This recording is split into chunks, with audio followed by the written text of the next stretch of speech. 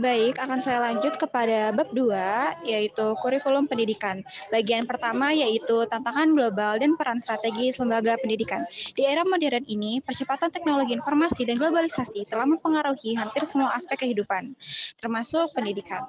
Lembaga pendidikan tidak lagi hanya berfungsi sebagai penyedia pengetahuan dasar, tetapi juga sebagai penopang utama untuk membentuk generasi masa depan yang berkualitas. Dalam konteks ini, pendidikan harus dijalankan secara komprehensif, mengintegrasikan nilai-nilai moral dan sosial dengan kompetensi pengetahuan dan keterampilan.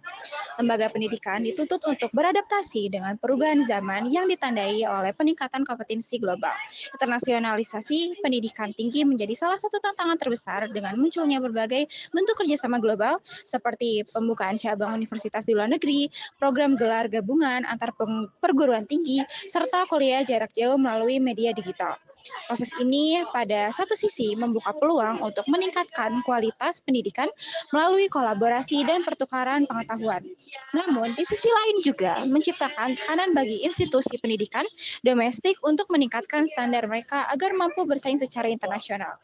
Selain itu, masyarakat modern yang didorong oleh ekonomi berbasis pengetahuan menuntut sumber daya manusia yang unggul, baik dalam hal kemampuan teknis maupun keterampilan sosial. Pendidikan yang efektif harus mampu menghasilkan lulusan yang tidak hanya kompeten secara profesional, tetapi juga memiliki integritas, kreativitas, dan kemampuan untuk beradaptasi dalam berbagai situasi. Hal ini menjadi semakin penting mengingat tantangan globalisasi dan teknologi yang mengubah struktur pasar tenaga kerja dan menciptakan jenis pekerjaan baru yang membutuhkan keterampilan yang juga baru. Selanjutnya ada krisis dan tantangan sistem pendidikan nasional. Sistem pendidikan nasional Indonesia saat ini menghadapi beberapa krisis fundamental. 4 krisis utama adalah kuantitas, jumlah peserta didik dan fasilitas, relevansi kesesuaian kurikulum dengan kebutuhan masyarakat dan dunia kerja, elitisme, akses terbatas bagi kelompok tertentu, dan manajemen inefisiensi pengelolaan pendidikan.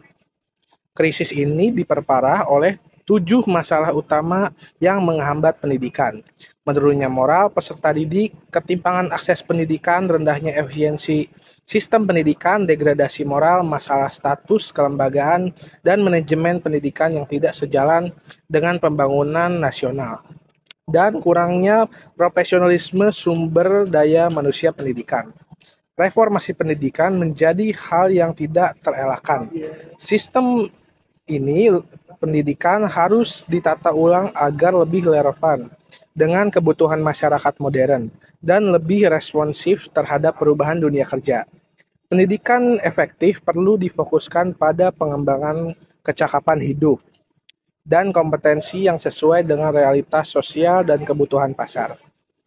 Hal ini mencakup peningkatan akses pendidikan bagi semua kelompok masyarakat, peningkatan efisiensi manajemen pendidikan, dan penguatan karakter serta moral pendidikan. Peran guru, kurikulum, dan transformasi pendidikan.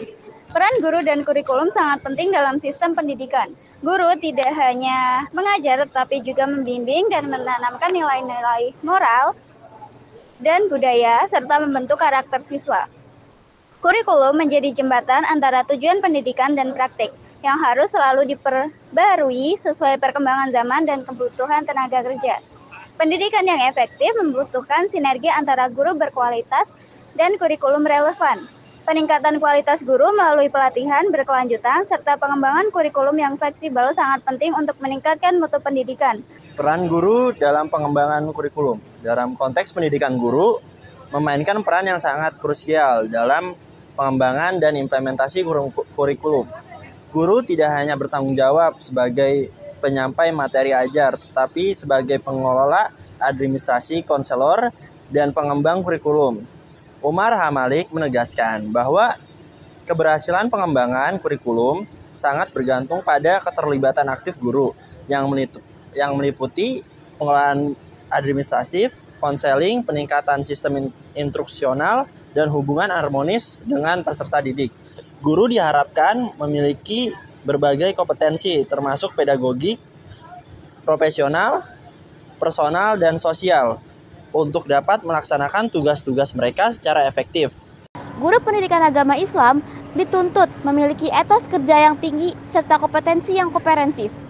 Kompetensi ini mencakup kompetensi personal religius, seperti kepribadian yang mencerminkan moral dan nilai-nilai Islam, serta kompetensi profesional religius yang melibatkan kemampuan pedagogis dan keahlian dalam pengelolaan pembelajaran.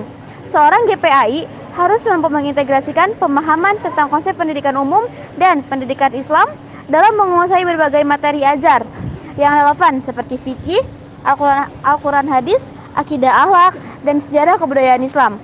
6. Kurikulum dan pengelolaan pendidikan guru. Kurikulum pendidikan agama Islam di lembaga pendidikan seringkali dihadapkan pada kritik terkait relevansi, efektivitas, efisiensi, dan fleksibilitasnya dalam memenuhi kebutuhan masyarakat.